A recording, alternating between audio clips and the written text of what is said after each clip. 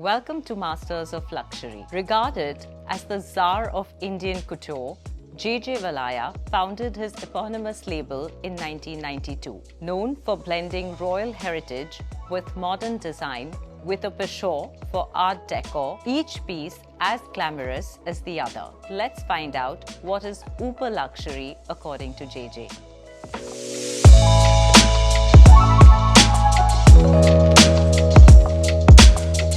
When you started out, I think in 1992. 1989, so late and 80s. Then 92 was the launch of... when I graduated, of JJ Valaya. That's true. But before that, there's a story of you being a CA, a chartered accountant. Starting to be one, yes. How did that shift happen? And during that time, it must have been quite an adventurous journey. I think it was divine intervention. I was very clear about what I did not want to do, which was chartered accountancy. I was not clear of what I wanted to do. The fashion industry didn't exist in those days. Then the first NIFT opened in the country. So I still remember those days when I said, look, this is where I belong and this is where I want to be. Everybody was like, oh, it's a tailoring institute, so good choice. Way to go. Turned out for the better, quite evidently. But I'm glad all these things happen, because unless you don't see things other than what you feel you want to do, you might just do a few other things and realize that, okay, makes your belief stronger in what you really want to do. So I was clear I wanted to do something creative, and fashion became the expression. But thereafter, of course, has become interiors and photography. So I don't draw my little boundaries and stay within those. I just have to break free. Celebrating India or appreciating an India. Where did you see that transformation happen over the last 30 years? I think what's happened along the years is that we've kind of become proud of our own identity. And it's still happening. We've still not reached, pure perfection. We still have that Gora hangover. I always call it that. Because, for some strange reason, we seem to think that if the West accepts us, then we've arrived. But I think it's all changing, because India is on a roll. We're already the 5th largest or 4th largest economy, I think. We will obviously become stronger. There's a lot of pride in the nation. There's a lot of pride in one's own crafts, one's own designers. And I think that whole attitude shift which is happening is something which is really positive. Fashion is equal parts creativity, equal parts business as well. Sometimes I think business takes an upper hand for the longevity of a brand or of a maison. As a founder, as a creator yourself, how do you balance the two? We've always been a luxury player. We've not really believed in mass market. It's not been our domain. And if I were to quickly break it up, the highest level of our portfolio is something called JJ Valaya Muse, where every single piece is only designed in consultation with me and the muse, the customer. Each piece is individual, created only for her or him.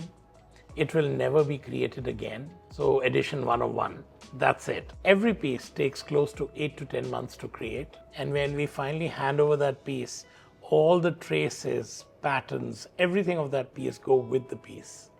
So it's that we also don't have access to it ever again. Wow.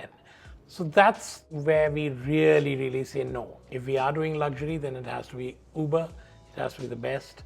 Let's use the finest material.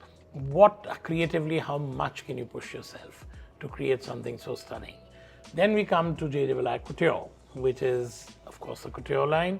And couture in India essentially, currently translates majorly into weddings. And that's where we do our couture line of, our lehenga, sherwanis, jackets, saris, and everything that goes for a wedding. Here again, we don't compromise on quality, but obviously these are not single editions. And then most recently, and this is season 6 of it, which means it was launched 3 years back in 22, was JJV Kapurthala, which is a bridge to luxury line. And I think it's very important, so that's accessible fashion. So I want people to get a taste of what we're all about. You have this moniker of being the Tsar of Indian couture. If you had to sum up maybe a few key lessons that you have learned in the last 32, 33 odd years, what would those lessons be? Never rest on your laurels, and there's no replacement to hard work. I mean, these two go hand in hand. Our profession demands that we perform every 6 months and we get a report card. So we are constantly under test, which is great, because then you're striving to create more and more new things and keeping yourself excited.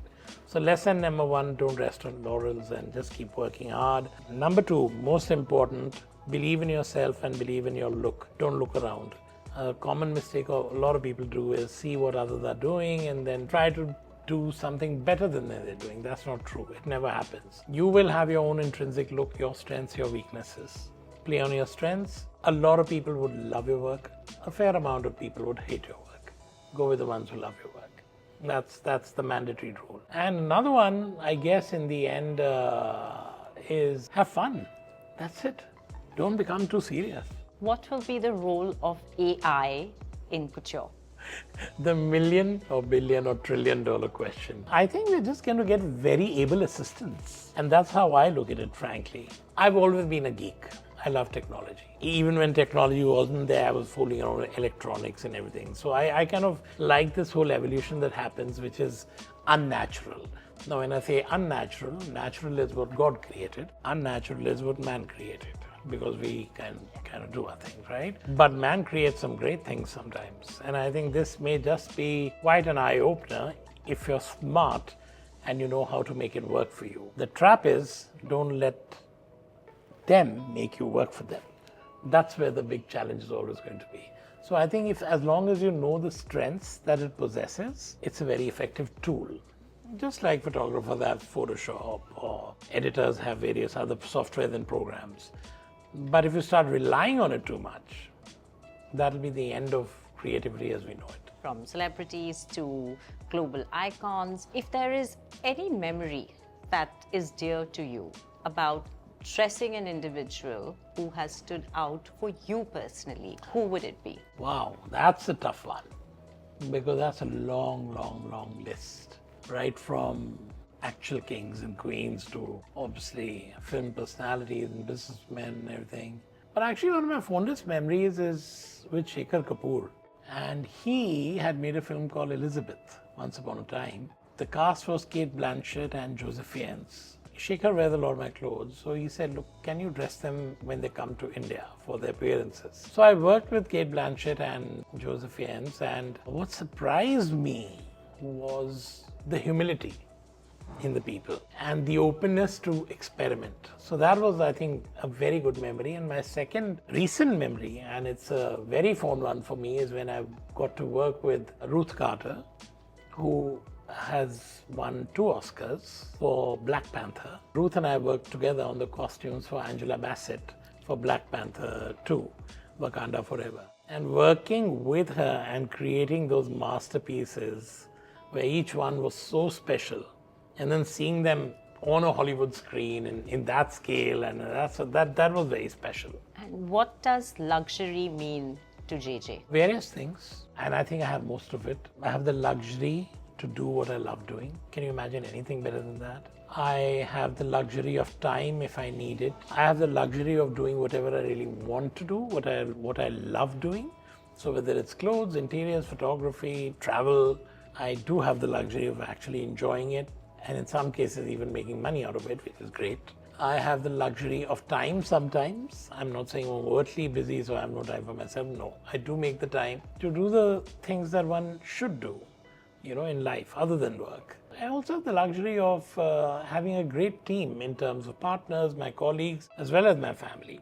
So, your teams are in various places. A family is also a team of sorts. Let's just say I'm fairly blessed, and above all of this, I have the luxury of having a living energy, a spiritual master who's with me for the last 26 years. And that, I think, is like literally having a God in your life.